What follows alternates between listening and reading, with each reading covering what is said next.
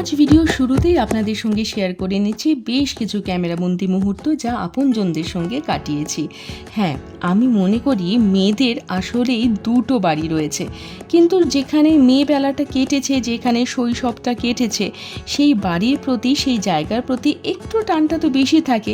আবার সেটা যদি উত্তরবঙ্গ হয়, প্রাকৃতিক সম্পদে একেবারে ভরপুর, তবে প্রকৃতিপ্রেমী মানুষদের ভালো লাগবে না তা তো হতেই পারে না। কিছুদিন আগেই চলে গিয়েছিলাম উত্তরবঙ্গে, আর উত্তরবঙ্গে 1 ঘন্টার মধ্যেই পাহাড়ের কোলেই কিংবা প্রকৃতির এত কাছাকাছি পৌঁছে যাওয়া যায়, সেটাই আমার সব থেকে বেশি ভালো লাগার জায়গা। একদিন বাড়ি থেকে ওই সকাল দিকে বেরিয়ে পড়লাম আশেপাশে একটু ঘুরে আসবো বলে, মানে সারাটা দিন বাইরে থাকবো। আর প্রথমেই আমরা পৌঁছে গেলাম এই লুপ ব্রিজে, যেটা রিসেন্টলি করেছে। আগে আমি যাইনি, এটাই কিন্তু প্রথম আমার এই লুপ ব্রিজটা দেখা। দেখতে ভালো লাগলেও বুঝতে পারলাম ব্রিজটা কিন্তু মোটেও খুব একটা শক্তপোক্ত হয়নি। কিছুক্ষণ সেখানে দাঁড়ালাম, আর তারপরে আমরা পৌঁছে গেলাম চালসাতে আয়ুষ নামে এই রেস্তোরাঁতে। সেখানে আমরা খেয়ে নিয়েছিলাম বাঙালি থালি, সঙ্গে ছিল ছোট মাছের চচ্চড়ি আর চিকেনের থেকেও আমি বলবো ছোট মাছটা কিন্তু বেশ ভালো হয়েছিল। মোটামুটি পরিষ্কার পরিচ্ছন্ন জায়গা, সেজন্য আপনারা যদি ডুয়ার্সের দিকে যান তাহলে এই চালসাতে বাঙালি খাবারের এই জায়গায় আপনারা একবার যেতেই পারেন। এবারে একবার চোখ বুলিয়ে নিন আমাদের মেনুতে কী কী ছিল আর এখানকার ইন্টেরিয়ার ঠিক কেমন ছিল।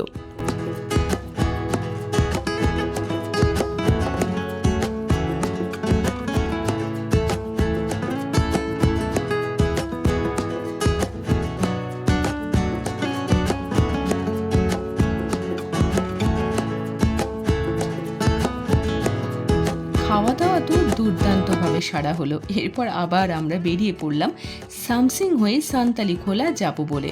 পথে পড়ল বেশ কিছু নাম না জানা টি গার্ডেন। তবে নাম না জানা বলছি ঠিকই, এই সমস্ত টি গার্ডেনে কিন্তু প্রায়শই লেপার্ডের হানা হয়। সেজন্য আপনারা যদি এই টি গার্ডেনের ভেতর দিয়ে যাচ্ছেন তাহলে খেয়াল রাখবেন যেখানে সেখানে নেবে ফটো তোলার চেষ্টা করবেন না। একবার আশেপাশের লোকেদের জিজ্ঞেস করবেন যে এই সমস্ত জায়গায় নাবা সেফ কিনা। আমরা সেখান থেকে চলে যাচ্ছিলাম, আর পথেই দেখা হলো এই যে সাদা রঙের এই মিষ্টি প্রাণীদের সঙ্গে। হয়তো এই প্রাণীদেরকে দেখা অনেকের কাছে খুব সাধারণ ব্যাপার, কিন্তু যারা শহরাঞ্চলে থাকে তাদের জন্য কিন্তু মোটেই সাধারণ ব্যাপার না। সেজন্য আমাদের খুব ভালো লাগলো। এরপর আমরা রাস্তা ভুল করে পৌঁছে গিয়েছিলাম এই নেওড়া ভ্যালিতে, সেই জন্য আমাদের আলটিমেটলি সান্তালি খোলা যাওয়া হলো না। তবে এখানে থেকে বেশ কিছুক্ষণ এখানকার প্রাকৃতিক সৌন্দর্য উপভোগ করলাম। তবে দেখতে দেখতে কিন্তু সন্ধে হয়ে গেল।